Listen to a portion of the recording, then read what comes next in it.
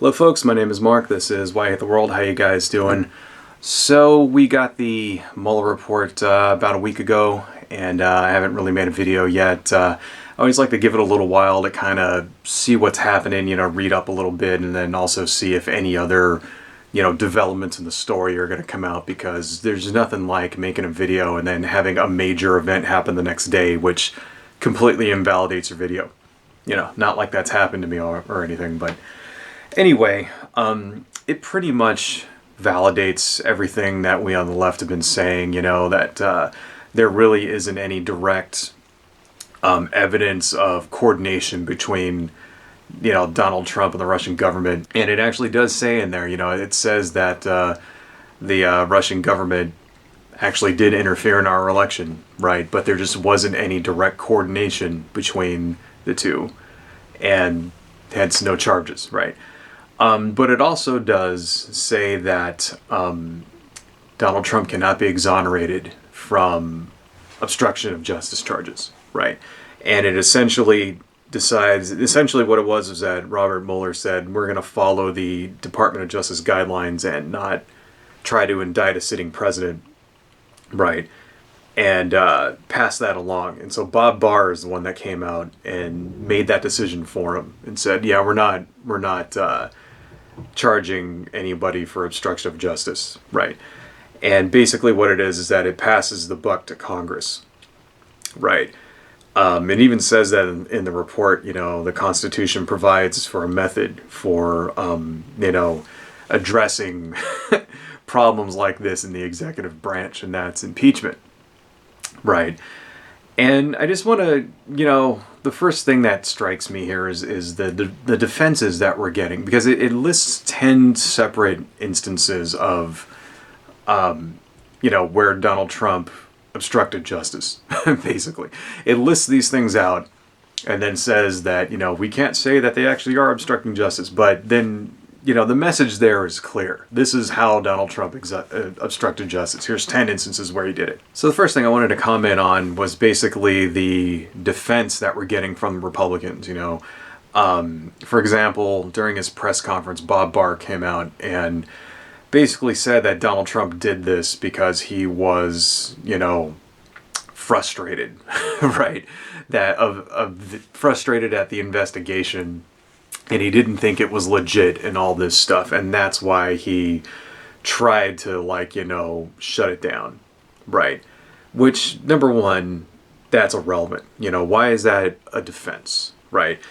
If you go and you beat the crap out of somebody, and then when you get arrested, you tell a cop, well, I did it because I was frustrated, right? Is the cop going to be like, yeah, okay, you can go? That's no no fucking defense, okay? That's a bullshit excuse. In the report itself, it talks about how people in the Trump camp were ignorant of the law, right? When it came to things like Russian contacts or obstruction of justice, they didn't know what the law was. Specifically, Donald Trump Jr. didn't know that it was illegal. When he went and he had his Trump Tower meeting. And yeah, are there any other laws out there that you can use that as a defense? Because I guess you could say, specifically, if it came to collusion, coordinating, right, with a foreign power, you could say, oh, if I was ignorant of that, I don't have the motive to do it, then you could try to claim that you were, say, being manipulated, right? Donald Trump Jr. was not being manipulated, right? He was very happy and eager to get dirt on Hillary Clinton. Read up about that. Read up about the Trump Tower meeting. He knew exactly what the fuck he was doing, all right? But, the defense laid out in the report was that he was ignorant of the law. And not only him, and not only that, but when it came to, these instances of obstruction of justice, so they didn't know that they were obstructing justice. And it's like, yeah, just what other law out there can you just claim ignorance and then get away with it? I can't think of any. I can't think of anything. Let's say you don't pay your taxes on a certain amount of income that you earned, right? Can you just tell the IRS, oh yeah, I didn't know I had to pay taxes on that, right? And then are they just going to let you go after that? No. No, that's bullshit, you know. I mean, can you go steal a car and be like, yeah, I didn't know that was against the law? No. Right? Fucking total fucking bullshit. Okay. And it just kind of comes to me, like, it occurs to me that this is another example of the conservative privilege of low expectations, right? In fact, I think I'm probably going to make a video about this later on. But it's essentially, you know, the fact that conservatives are not held to the same level, right? They're not held to the same standard that liberals and Democrats are. They're simply not. You know, we live, you know, when it comes to the media, right, holding people up, when it comes to voters themselves, you know, all a conservative has to do is show up and read his lines and not accidentally say the N-word, and then everybody thinks that he's, you know, doing pretty good. Whereas, you know, a liberal or a Democrat has to fucking, like, really wow them in order to, like, to get the same, you know, level of respect, and it's complete and total fucking bullshit. Now, a lot of people are talking about, you know, well, we should impeach Trump. And yeah, I would say yes if we lived in a functioning democracy. But the fact is that we don't live in a functioning democracy. Okay? We live in a very, very broken democracy. And I think the Democratic leaders know this, and that's why none of them are actually taking impeachment seriously, because they know that it's not going to work. Okay, what'll happen is that the House will vote to impeach because there's a Democratic majority in the House, and then it'll go to the Senate, and the Senate will not vote to convict because there's a majority Republicans in the Senate. And even though we have overwhelming evidence now that Donald Trump most definitely did break the law, you know, when it comes to obstruction of justice, yeah, there's no way you can fucking deny it, they will still not vote to convict. Okay? And what's going to happen because of that is that John Q. Citizen out there is going to see a newspaper headline, or, well, I guess on the internet now, an internet headline that says, you know, Donald Trump not convicted, and they're going to equate that in their fucking stupid ass heads that he's innocent. And that's exactly what's going to happen, all right? Because most people out there don't pay attention to the news. Not really. Not unless it's a super major story. You know, most people out there basically believe what their friends tell them. You know, they go to work, they talk to their friends at the water cooler. They might have the one political guy that goes online and, like, actually reads and knows what he's talking about. For the most part, though, most people don't read. You know, they read the headlines, if anything, and they might read the first paragraph, and they might listen to 5 or 10 minutes of a news broadcast on the radio or on TV at home. You know, unless you're like a complete junkie who just has the news on 24/7, right, or something like that. Unless you actually go out and search for this shit, most people don't really care. You know, they have lives, they have jobs to do. All right, they have, you know, concerns, they have bills to pay. Right, they can't be fucking spending 15 hours on the internet scouring through news stories and stuff to find all the little minutia of what a story is, and you know, they don't do that. Okay, only crazy people like me do that. So I tend to agree with the Democratic leadership here. You know, I don't think we should pursue this, right? I think the damage has been done to all the people who pay attention, right?